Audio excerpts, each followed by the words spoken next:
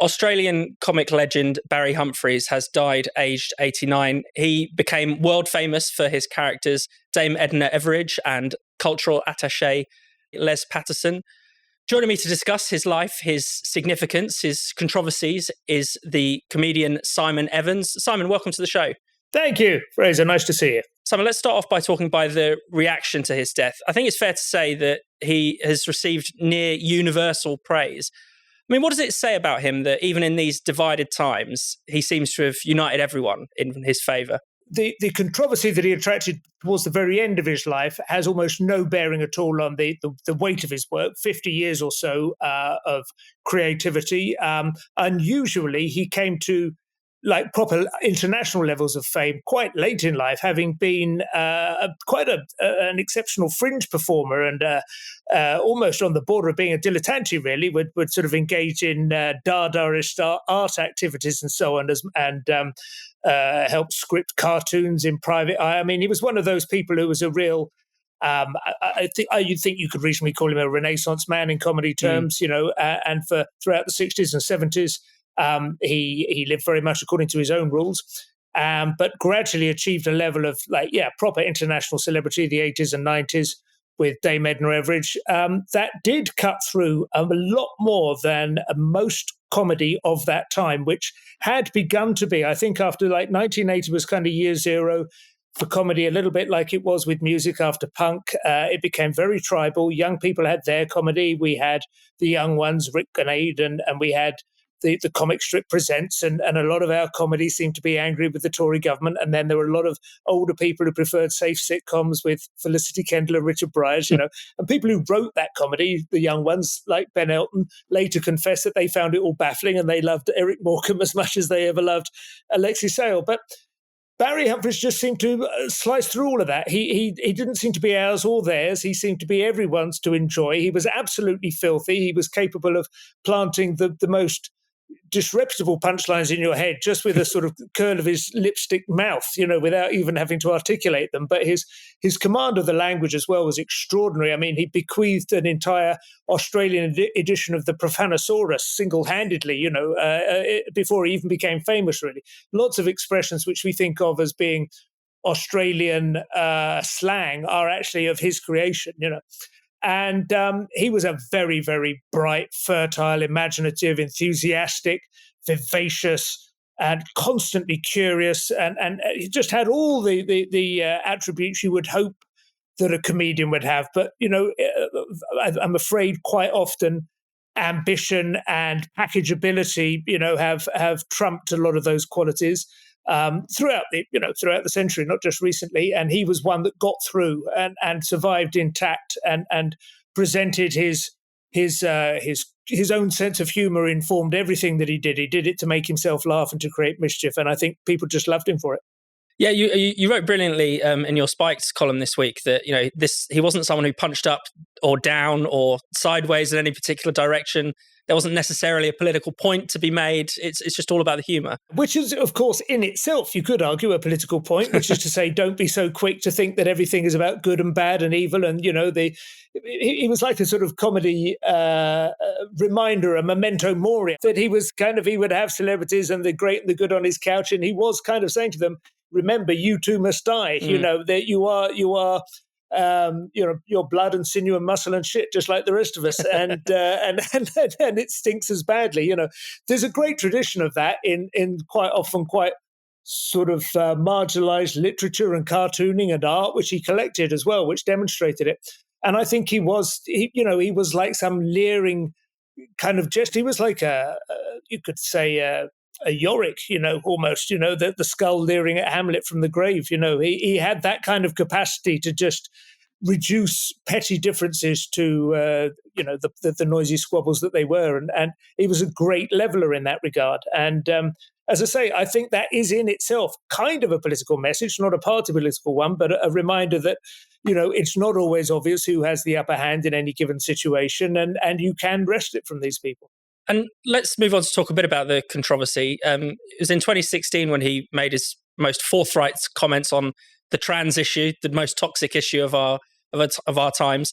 Do you want to tell us a bit about that and what some of the fallout was? Yes, I mean, I remember it at the time, and quite a few sort of left-wing newspapers and so on leapt on him and, oh my God, Barry Humphries has been disgraceful. He's uttered controversial comments. As somebody said recently, the word controversial is itself a signalling device now. If you can't say that something's wrong, such as J.K. Rowling, you refer to her as controversial in order to signal that you are an ally of those people who are upset by her, even though, what exactly is the controversy? You don't have to explain it.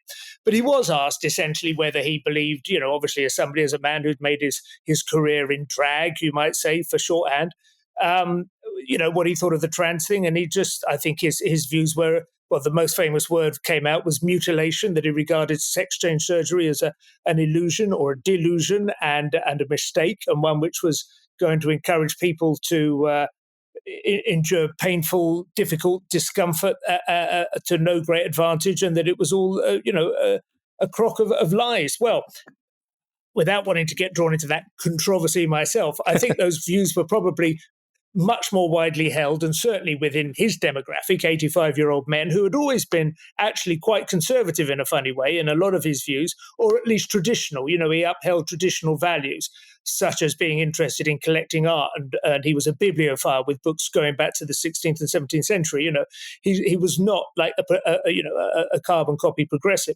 He had his own views and he had his own opinions, and he had formed them after a lifetime of thinking. And of course, it was, as these things always are, weaponized much more by the people who perceived themselves to have been hurt by those comments. They amplified them vastly more than anyone who might have thought, oh, Barry is an ally on our side. Let's quote Barry on this issue, in order to demonstrate that trans is a cult. Instead, of course, it is the trans people themselves who would like everyone to see just how beastly famous people are being to them in order to enhance the proposition that they are the victims of society, rather than, people we would all quite happily let go their own way if they would just leave us in peace. And infamously, the Barry Award, which was named after him at the Melbourne International Comedy Festival, that was scrapped, at least in part due to these comments.